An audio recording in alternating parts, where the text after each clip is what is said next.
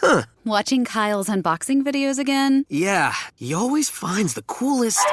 No way! A robot dog? Gotta ask where he got it. Or use your Samsung Galaxy S24 Ultra. Just draw a circle around the dog on your screen, and it shows you where to buy it right in the app. Whoa, I just learned a new trick. And that for once, I beat Kyle to the next big thing. Circle it, find it with the new Galaxy S24 Ultra and circle the search with Google. Get yours now at Samsung.com. Internet connection required. Results may vary based on visuals.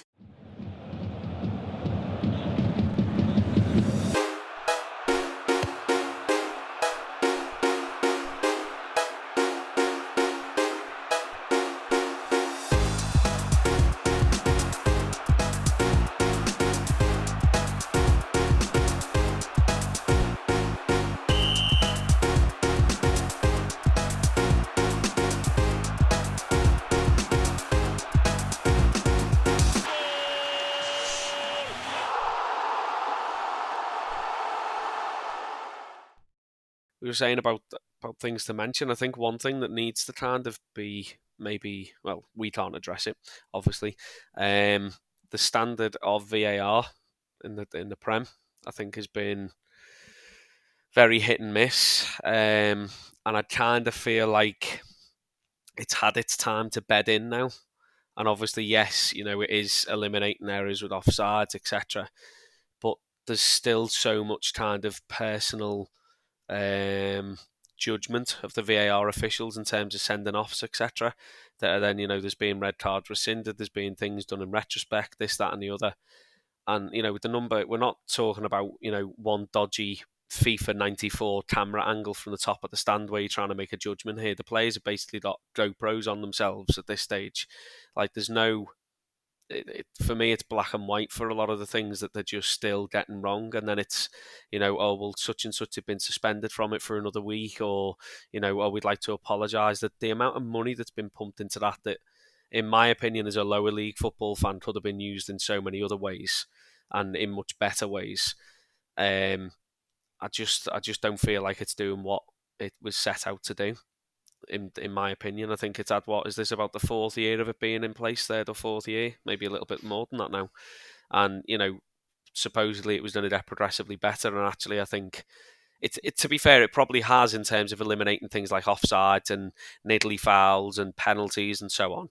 So in terms of the consistency of that, that's improved. And I suppose because of that now, the negatives of it are maybe being highlighted a little bit more. But I just don't feel like it's doing what it should be doing for the amount of time, effort, and money that go into it. I hand on heart, was always not in favour of it, to be honest. I do feel like the element of human error adds to the game, and I feel like that kind of is your talking point, isn't it? I mean, if you look at Jimmy, you'll know yourself, kind of the talking point at our level most weeks, aside from your own team's performance, is how the refs performed. And I think that's now gone from the top end, that it's just a thing of the refs just a puppet on the pitch, really, and being, all of the strings are being pulled by people sat wherever they are in an office. I don't know whether I'm going off on one there, but I feel like there's been a lot of mistakes and a lot of errors from that very early on in the season. You're both Premier League fans. Take the floor. The VAR issue, in my opinion, it needs to decide what it is, and that's sort of the problem. That's what you say about the offside stuff and those kind of things. Yeah, great, that's really useful, because most of the time that's a fairly cut and dry decision. If a player's offside, they're offside. You can look at the rules and which part of the body is offside, that kind of stuff. But once the rule's set in place, you follow that rule. The issue when it comes to red cards and that kind of thing is when VAR gets involved compared to when it doesn't. And ultimately, they're kind of doing it the way it probably should be to a certain extent. Look at the Alexis McAllister one at the weekend, which actually was overturned, apparently, this afternoon.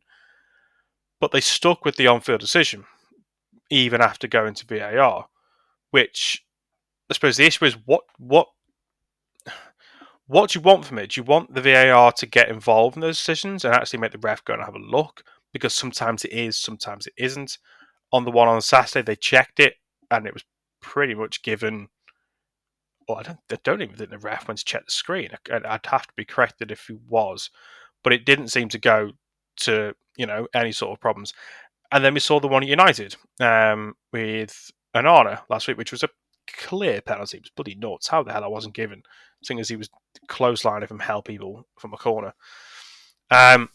It's still, after all this time, it's always going to be tinkered with. It's not going to go anywhere. It's this point now. It's too far in the game for them to get rid of it. And the mad thing is, we've seen it can work. Women's World Cup. How many situations where they were really complaining about VAR? Not really, not much at all. You don't see or hear from most other leagues on a weekend that have VAR. They've got major issues with it. It just seems to come from the Premier League for some odd reason.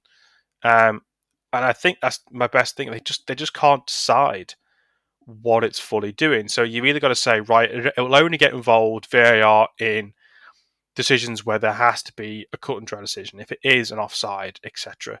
If it's a subjective decision, then the ref has the on-field call, or the refs. What I don't understand is VAR tells the referee what to do. Surely, for me, it should be the other way around. If I'm a referee and if I take that tackle on Saturday from McAllister, that tackle goes in. My first thought is, studs are up. I think it looked pretty high. I think it's a red card. I would be going, right, let me check VAR before I make a decision. It shouldn't just be red card comes out, we'll check it, we'll take 10 minutes, yada, yada, yada. Not sure, these different angles. It should be a decision that gets made with both together. If you look at cricket, I know cricket's a bit easier because, again, there are more things that are a bit more cut and dry. But the player makes the review, or the captain makes the review, I should say, and it goes to DRS, as they call it. But there's also times where the umpire needs the help of the assistant or video assistant. I don't understand why, as a ref, if you see a decision happen in front of you, why you have to make the decision straight away instead of saying, stop the game, right, I want to check that for VAR.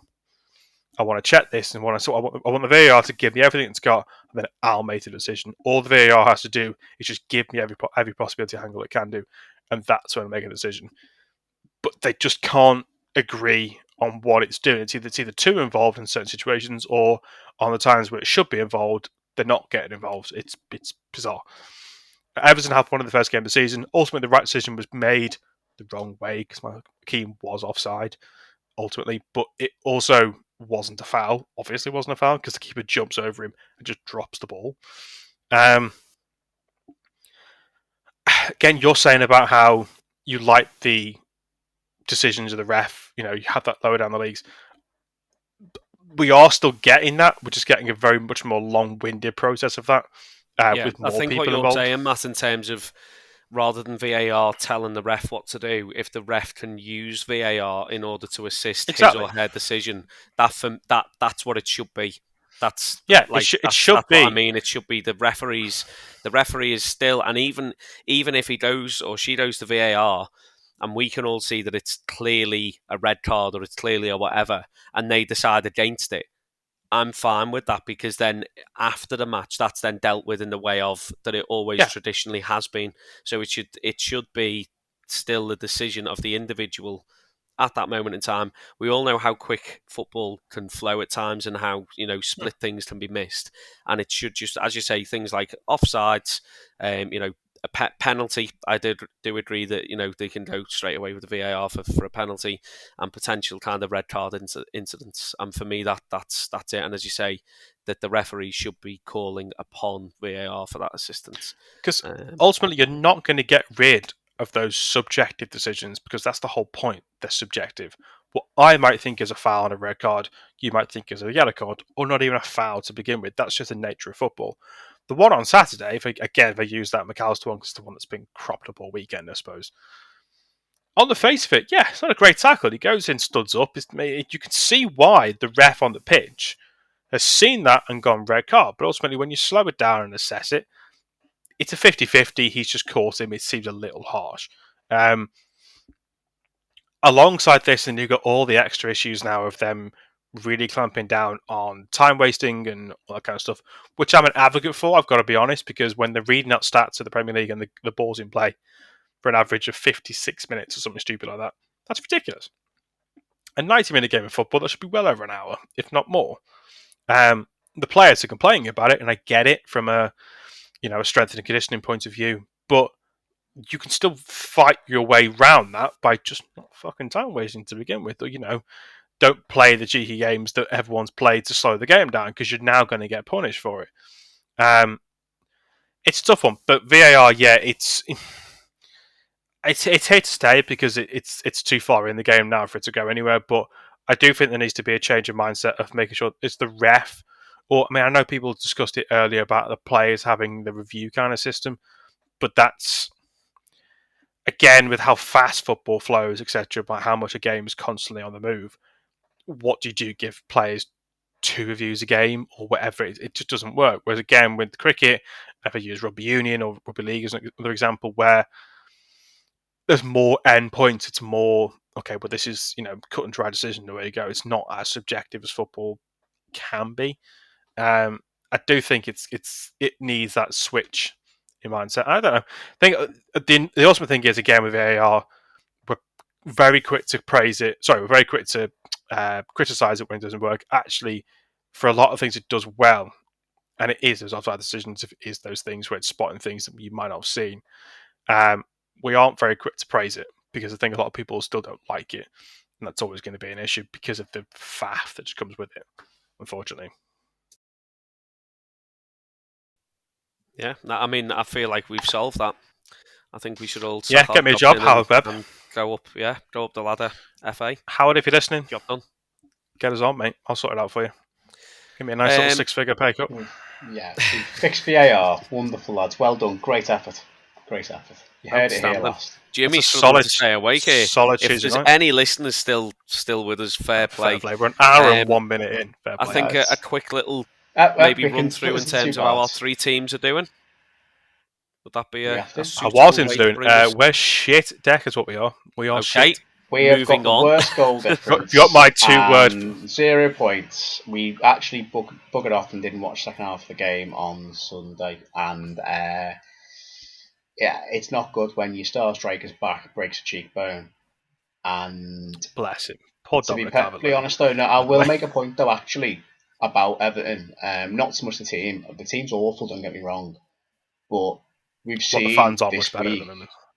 the supporters are letting us down. Like, don't get me wrong, not the supporters of the games are mostly in good voice and they bring numbers and they're a credit to the club, and the club don't deserve most of the fans who are an absolute credit, but there's a small minority of fans who horrendously behaved to Calvert-Lewin apparently at Villa to the point where his dad actually takes to social media. And that's the beginning of the end for me. It's like the Paul Krzyzewski's mum syndrome. You start getting your parents weighing in on stuff like that, I don't see how he lasts much longer because he's going to be advised to get out there whenever he's fit. And then in the last 2 weeks alone, we've seen Neil Maupay and Amadou Onana get abused online with threatened abuse or racist abuse because of performances on the football field. Now, I know we're called it's only a game, but let's be perfectly honest here. Everton are awful. We know they're awful. If it's affecting your mental health, go and do something else. Like, I know we all care about watching your team, whoever your team is. If it gets to a point where watching your football team, and this is a serious point, if it makes you feel angry, we all get angry at decisions, we all get upset at defeats, that's normal. But if you genuinely feel like you want to, you're so angry that you can't control your behaviour, you feel the need to somehow get your device and send directly abuse to footballers, to players involved, to play on the pitch for your team. If it feels like your behaviour goes beyond the realm, beyond the pale of what is legal in this country, such as physical abuse, verbal abuse, online abuse, threatening behaviour, take a break, take a deep breath and take a break from watching that team. Because yes, the vast majority, I think I said at the start of the season on our chat, the vast majority of football fans this season, like with every season, will be let down because only so many teams can win a trophy. Only so many teams can meet expectations. The vast majority end up having average or shit seasons relative to expectations.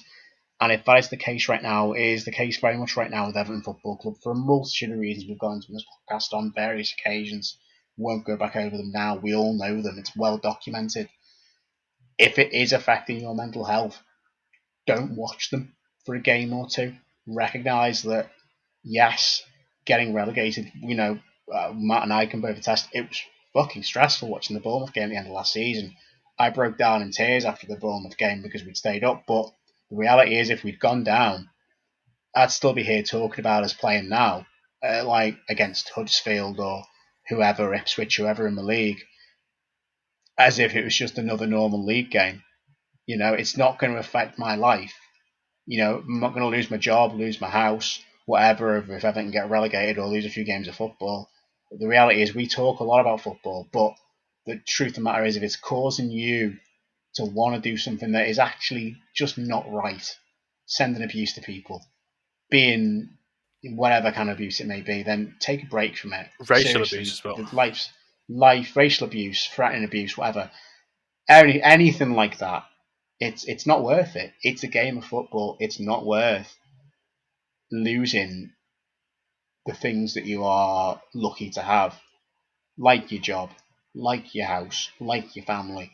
Because if you're found convicted to have sent racist abuse to a footballer or whoever online, they can trace you and you're going to get a reputation for yourself. I think the unfortunate thing about that, and it's fans that, I commend anyone that follows any club, home and away, etc. I know people who do it. I know people who, people who do it. I think what starts to happen is because some people do that and they pump, a lot of money into these things. It isn't cheap to follow your club. They feel like they've got some right to physically, well, not physically, but to personally abuse players. Sorry, is the best way I can put it. And I'm all for, if a player plays badly, you can put it online. So yeah, they had a bad game, because that's all your comments going. You're not commenting on any physical thing. You're not commenting about the person. You're just saying, you know what, he had a bit of a stinker this afternoon. Neil Maupay's got it Absolutely. in abundance for Everton at the moment. And you know what? He'd probably be the first to admit, you know what? Yeah, I'm really not performing. I've missed a load of chances here I should be scoring. But you then don't. What was this? I'm not even going to say what it even was. But to go to that level, and apparently it might have been a Fulham fan. Who knows? The other day, it's the internet. It's anonymous, whatever else. Who knows what it could have been? I just find that bizarre to just kind of have to say that one person doing one thing has caused me to come up with this amount of anger and vitriol towards someone else. It's just, yeah, daft. And unfortunately, with the internet and Twitter, Instagram, well, X, as I should not call it, I should say, it's very difficult for these players to escape it. And if you look at it from the club's point of view, if you're trying to sign a player and word gets out that, well, you come with draw this lines, but if you lose a game and don't play well, this might happen to you, I'd be fucking going elsewhere. And that's as an Evertonian. And unfortunately, for a lot of those people, there's a small minority who have the loudest voices.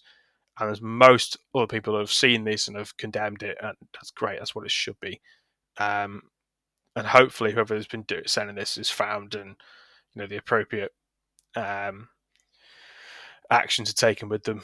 But yeah, it's not been a couple of days if you're an Everton Twitter account or Everton Twitter follower, put it that way, because there's been some pretty hurtful stuff you've seen flying about and a lot of opinions and some interesting opinions. I'll put it that way about certain things that I won't repeat on here because it doesn't bear talking about.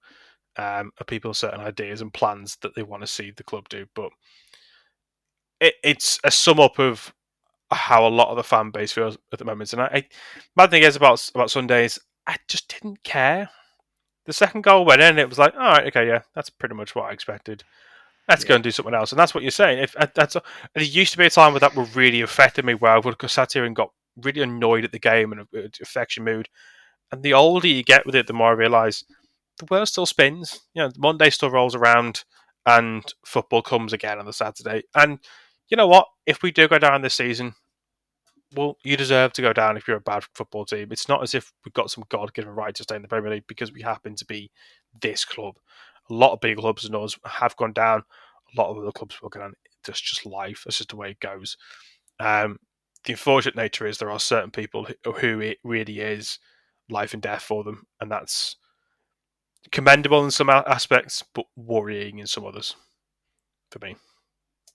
Yeah, like I get passion. Sorry, Dec, I know you're coming on this in a minute, mate. I get passion, I get money, I get people paying their money. I get people. It matters the world to people. It matters to all of us.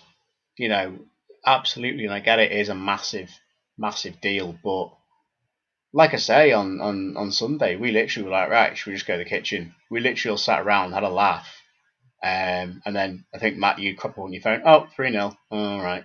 And I don't know whether that's bad of us or whether it's we're so used to just getting battered that we're apathetic to it. And it's kind of like, because it was so insipid and so poor.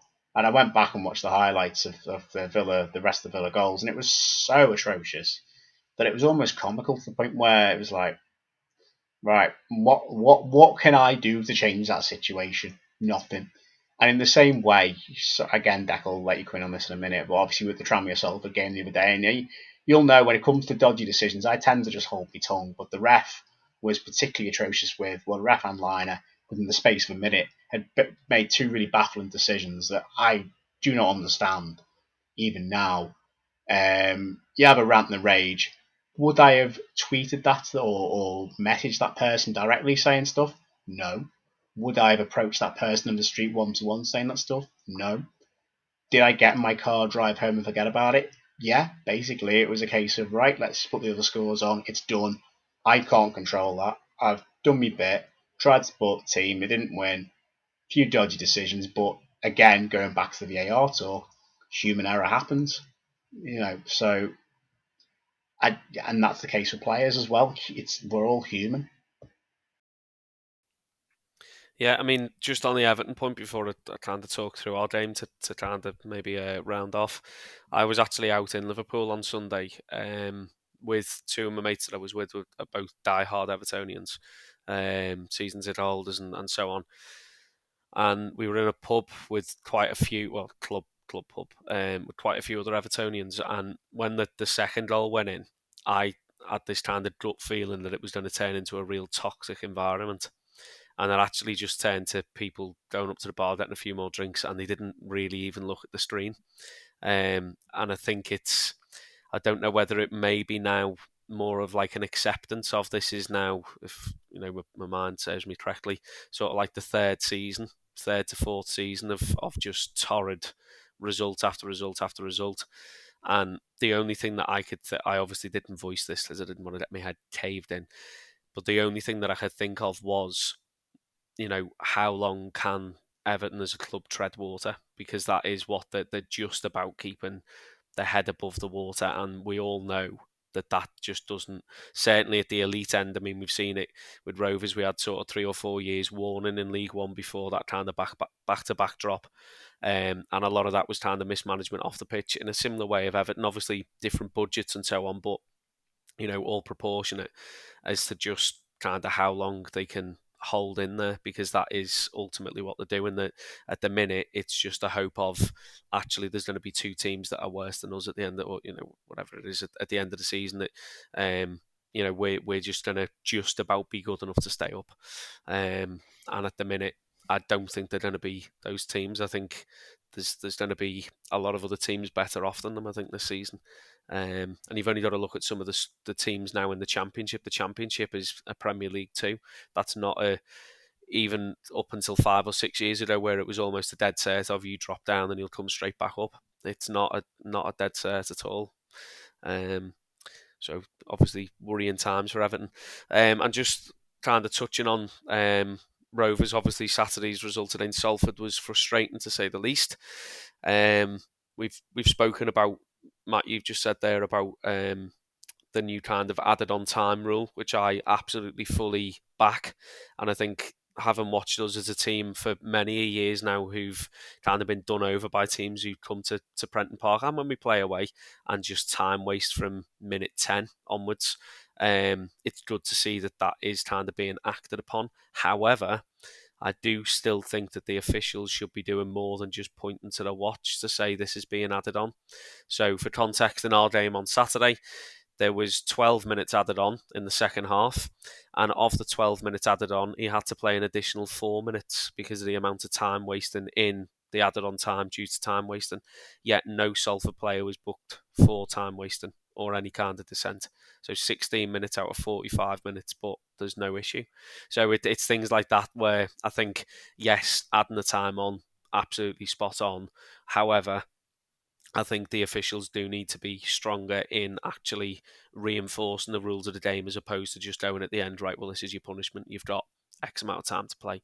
Because if that had been, a game where Salford had a 1-0 smash and grab and they've done nothing but waste time. If we'd have smashed and grabbed but Salford have been wasting time throughout, then they gain that time at the end. It doesn't fully sit properly with me. So I think the refs do need to be doing more within the game to still try and minimise the amount of time wasting. But just in terms of our start to the season, ups and downs, I think positives being we're storing goals, which last season was a massive issue. I think we've addressed that at the other end of the pitch. Luke Norris has been outstanding. He's been the number 9 that we've been missing since Andy Cook left. However, he did go off injured on Saturday and it doesn't look great at the minute. Some people saying he's done his metatarsal, some people saying a couple of different things. So hopefully that's not a serious one, because if we can keep him fit and if we can keep Christian Dennis fit, I think if they can both go on and do what we know they're capable of, I think we will be challenging. If we can sort out the issues now that we've got at the other end of the pitch, whereby we're hemorrhaging goals. I had an interesting conversation with one of my mates after the game on Saturday, and this kind of sums up how the season has been for us so far. I think for the last 2 or 3 years under Mellon, of which, my opinion of Mickey Mellon, I love the bones of him in terms of what he's done for the club. But Mellon's tactic was very much 11 men behind the ball, and if we manage to grab a goal, fantastic, and we'll go and win. If you look at the successful seasons under him, how many 1-0s we had, it was ridiculous.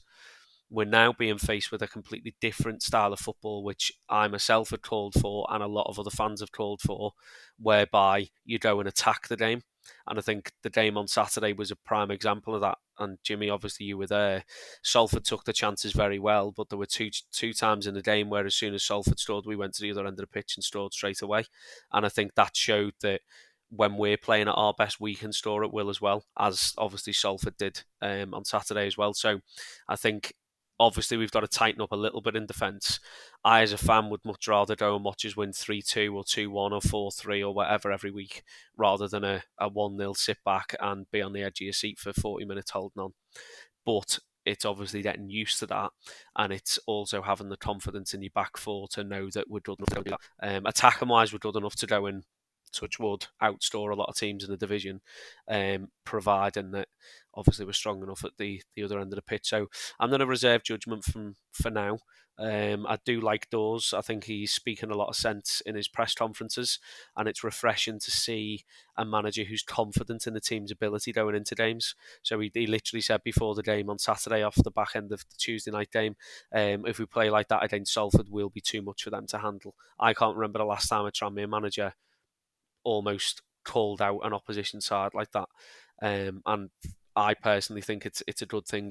It breeds confidence in the squad, gets the fans and stuff behind them from minute one. The atmosphere there on Saturday was very good at times, and that's been missing as well. So not a dream start to the season. We've had some tricky games and there's still more to come. Notts County and then Wrexham are our next two. I'm not going to say anything on Wrexham until we've played them. I'm not going to jinx anything.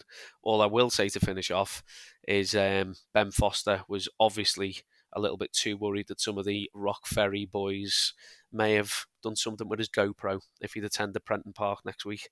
But seems like that's not going to happen. So I wish you all the best for your retirement, Ben. But you should never have gone back to Wrexham. And that's all I'm going to say. On that note, I'm going to say a quick word on Salford just before we go on to a few questions before we finish up, because I know we've got to finish up. I know Matt Smith and Callum Hendry are absolutely lethal centre forwards, but 4 goals obviously, but 4 different assists makers for those 4 goals, so it shows that they do look like they've got a bit of quality around the team. They might actually be quite good this season, lads. Sorry to say, they might actually be up there and might go up. I know we've slagged off Salford in the past, but they might actually do it this year. It's 4 games, though. You can't judge this early on in the season.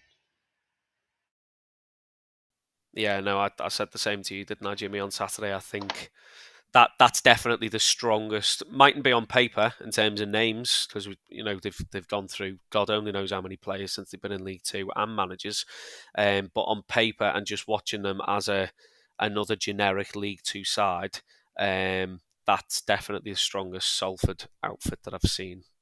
Speaking of outfits, however, I don't know why they've replicated Man United's kit down to an absolute T.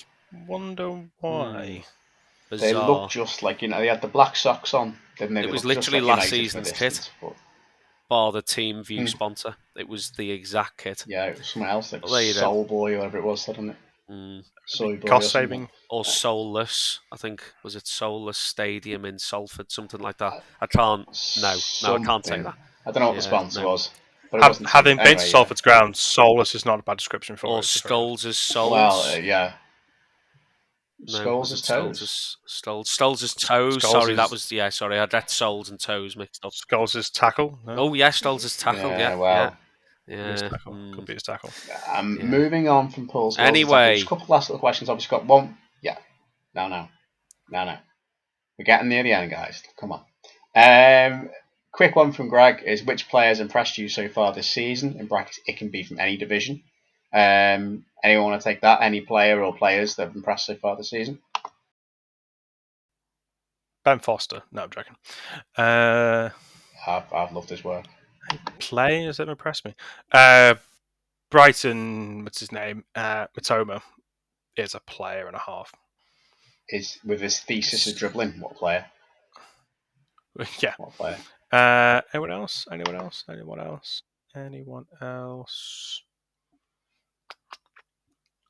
I've not watched. It sounds sad. While you're thinking, Matt, I've got three. Whilst you're thinking, go on. You go. If that's all right. I've one is it's not from a division as such. Well, it is La Liga Femenina technically, but Aitana Bonmati, the Women's World Cup player of the tournament. What a player she is! Obviously now a World Cup winner. Unbelievably silky player, really skillful, just a lot of fun to watch. Thought she stood out in a great team as being an even better player than their teammates. John Rowe at Norwich or talc smooth? Both, either are applicable. John Rowe at Norwich, 3 goals in 3 games. He's come out of nowhere. Norwich homegrown, looks really, really impressive. Scored an absolute bang on the opening day of the season against someone. And I think more obvious shout, Jude Bellingham. I know he cost a lot of money, but he scored 3 goals in his first 2 games in a completely new country. He's still only 20, which makes me feel sick as to how good and how mature he is. And I know he does that celebration with the arms out, but to score on your debut at Athletic Club and just be like, I own this place, and his celebration with the arms out was just phenomenal. I just think he's brilliant. And I think it ties in a little bit with the last question we're going to have in a minute. But obviously Bellingham's just both. Job, what a great weekend as well, scoring 2 for Sunderland. I'm going to say Job got 2, didn't he, the weekend? He did indeed, and big up Job, and indeed Josh, Jack, and John Bellingham. They're not real. They're just thinking of people with J first names with 4 letters in. Jay Bellingham, if you want Jay Bellingham. Not forgetting Joey. As in Joey Bellingham's good player. Joey Bellingham. Joey's just bouncing around the place. Dec, anyone impressed you, Dec? To be honest, as you know, I don't watch an awful lot of top end. I'll rephrase that. I do watch Tranmere, so obviously top end football, Premier League football. Caught a couple of the games division, over the weekend, but I'm going to go back to Rovers for a minute. I think from what I've seen of Norris, he's an absolute player. Holds the ball up really well, good in the air, and another one for us. And I was a little bit sceptical in terms of him coming back as a starter. Connor Jennings is like a fine wine. Yeah, he has been sublime. Absolutely. Take his couple of goals and stuff out. His effort and he's just an absolute professional. Class. And I'm gonna get my whole house redecorated in Connor Jennings wallpaper because he's just the man, isn't he? I would do the same, but I don't think including the ceiling. Happy about that. You are moving soon. I might have me Connor Jennings room. Just saying. But yeah, I scored a goal on Saturday, which was replicant of the header against Newport in playoff final as well. Someone's same kind of position, put kind the of two video clips together. I'll try and Yes, repost that yes. on the It's Only a Day What a account. cross, by the way, from O'Connor. I didn't realise how good that was at the Outstanding. time. What a ball! So What a yeah, cross! we've got a player back on our hands there in I'm going to say young Connor. Yeah, indeed. He's probably only slightly younger than me, so yeah, okay, he's young. Fine. Very young. And last little one, it's coming from Robert Hine. I think it's pronounced Hain, Heyn. Apologies if I've got that wrong. He says, question for debate on the pod, although I'm not quite sure how much of a debate this will be. Is English football in its worst ever state? I read that question. I was having to think about it for a bit. It depends on what context you mean. So I would say internationally, it's in a pretty good situation, I would say. You've got the women's team and we just talked about for the last half an hour or so, and the men's team both been pretty successful in the grand scheme of things. English club football is, it's in an interesting situation.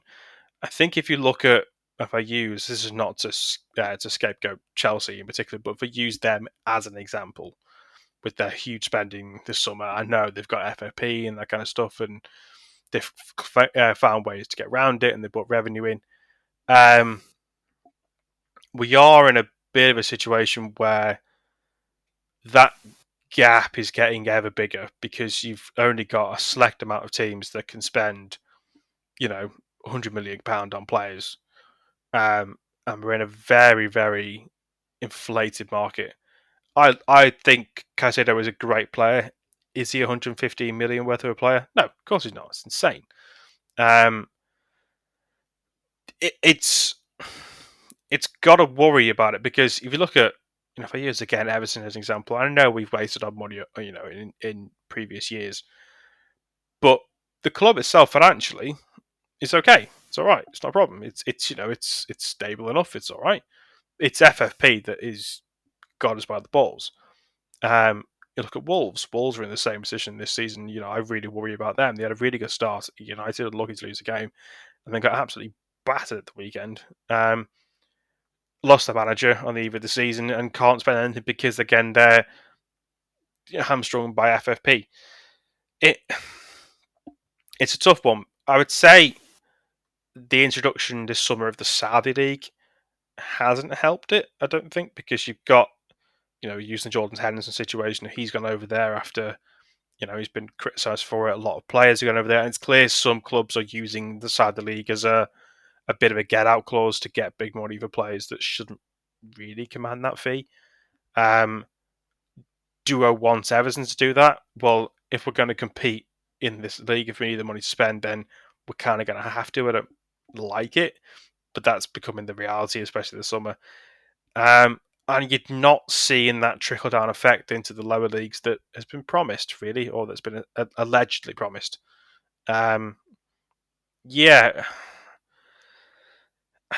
Worst ever condition is a tough one to disagree, and I think it needs more time with that. It might be one we do a bring back another time, when maybe all four of us are here as well. We'd have Greg with an extra view from lower league football. No, definitely. But I can see why you might say that. I can see why you might think that.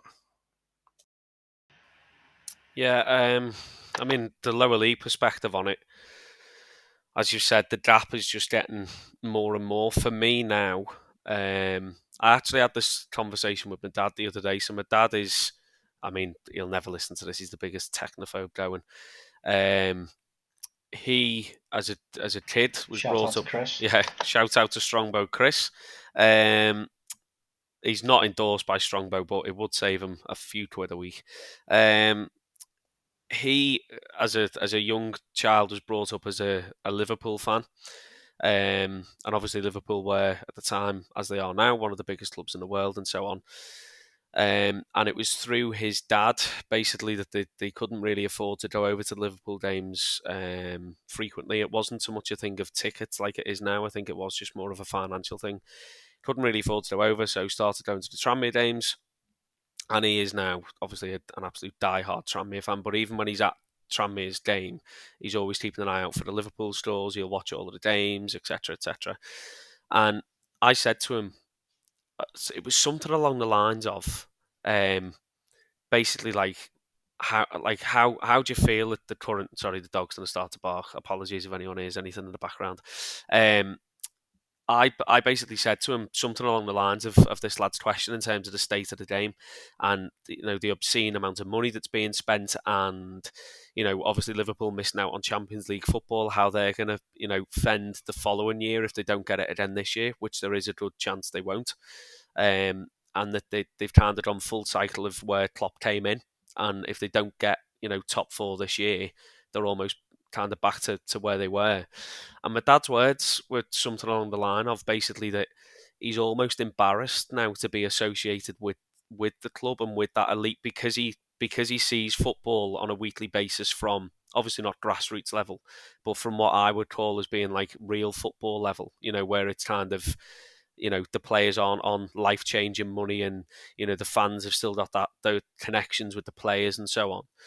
He can see how it's a product, isn't it? Premier League football now, whether you go to the game or whether you watch it on the telly, it's a product, and how that product is basically choking the rest of the sport. And it's not just in England. So obviously going back to this fella's question about the state of English football, I think this is world football, but something big is going to have to change in order to protect those lower leagues. And it pains me to say it. If you now look at the youth and stuff that are coming through in the Prem, there's not a lot of players that, even compared to 5 or 6 years ago, that are breaking through from the EFL teams and the academies, because they're coming through the youth setup and being snapped up at 13, 14, 15, because these top teams have got no upper budget. They can, sign 100 young players a year, knowing that only 2 of them will make it. But, the money that they'll make back on the one that makes it pays for it all 10 times over. And it's almost like the function of the lower league clubs is almost becoming obsolete. And it's a scary thought. And I know there's been all of this time the chat of, clubs will receive, X amount of funding from the Prem. Well, why has that not been happening for the last 15 years? Star's been getting bigger and bigger. TNT Sports been getting bigger and bigger. The sponsors, the owners, the third party investments, but none of it's trickled down. And it's now only at the fact that 2 or 3 teams very sadly have gone bust. It should never have gotten to that. And I think more teams are going to go bust before anything significant changes. So from my perspective I view Premier, I respect anyone who supports any team, always have, always will do. But from someone who goes and how do I word this without offending people, is like actively involved in their club week in, week out, I think I see a very different side to English football to someone who, puts a casual bet on, might watch the game in a pub on a Sunday, etc. And I think viewpoints obviously would be very different. So for me, the state of affairs is very poor, but it has been for a while. From my perspective, I don't see it any worse than it has been for the last 10 years. Yeah.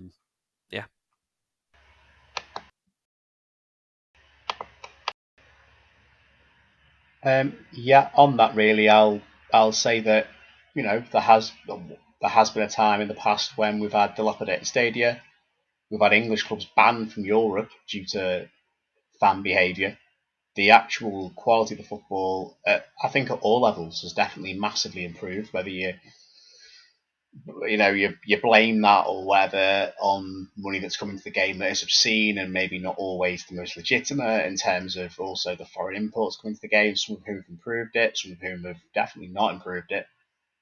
I think the actual standard of football up and down the divisions, I remember when Rovers got back into League One, thinking this isn't the League One I remember. It's a lot more technical in terms of the actual quality of the FA blueprint of developing young players. We are getting more technically better players than ever before, i.e. Jude Bellingham, amongst many, many others, of course. It's hard to say from that point of view that English football has progressed a lot since the 80s in terms of the on-pitch product, the actual visual, the stadium, the infrastructure, the lack of fan violence, the lack of need for massive mesh or nets behind the goals these days compared to the way it was. But I think as well, what we've lost in that is that parity amongst clubs, where clubs could come up from the second division, third division. Nottingham Forest can do what they did. You know, the only story that comes close in the recent years is obviously the Leicester story, and look where they are now. We have lost that sense of that anyone's got a decent chance of making it up to the top division. Obviously, Luton are up this year, but people are already writing them off. They might stay up, they might not, but majority of people are saying, look at the infrastructure, their stadium is a throwback, and people are mocking them for it. Well, that just shows kind of how far Stadia and sort of the quality, overall of English football has improved. You know, we've got the current European champions, dominant Premier League champions playing in England. People might say it's become a farmers' league, but also we've been here before with Man United under Sir Alex Ferguson. It's nothing new. That we've had dominant clubs, and if you look across Europe, canvas Europe, PSG, Bayern Munich, particularly dominating their divisions, it's not like Dec pointed out, it's not an issue that's just in England, but it's difficult to say that it's at its worst ever state if you look at the on-pitch product, if you look at the stadia, if you look at the level that we're developing players. But then I think as also, like, yes, it is also, we have lost a lot, we've sacrificed a lot of what made the spirit and the feel of English football feel unique. You know, we still, for me, have the best second division in the world, maybe alongside Germany, but go below that, like you say, clubs are going bust right the way down, you know, and clubs are struggling financially, and whereas, you know, you're not necessarily getting that in Germany or Spain or whatever. It's a tough one, which I think we will revisit another time, but it depends how you want to view it. Now, somebody who watches Premier League, or someone who watches Football League, or someone who watches non-league, you can see the disparity more so than ever now in the overall feel of the Premier League game is very shiny, very plastic, and very sort of, it's a TV show. Whereas, like you say, going to a low league game, it feels like authentic football, but it's come at a cost that your club might not be there next season. Your club might be on a point deduction next season. Who knows? So, yeah, it's a tough one. We will revisit another time. Thank you for your question, though. It's a really good question. Yeah, much appreciated, Robert. Thank you very much for that. A massive shout out. So absolutely on that one, and thank you for everyone for listening. Whether your team has started well, has started poorly, or has just not started at all, just remember, as always, and thank you to Sports Social Networks, I've just remembered them. It's only a game. Thanks, everyone. Seamless as always. Always. Smooth. Cheers, everyone. Take it easy. Smooth like talc. Take it easy, everyone.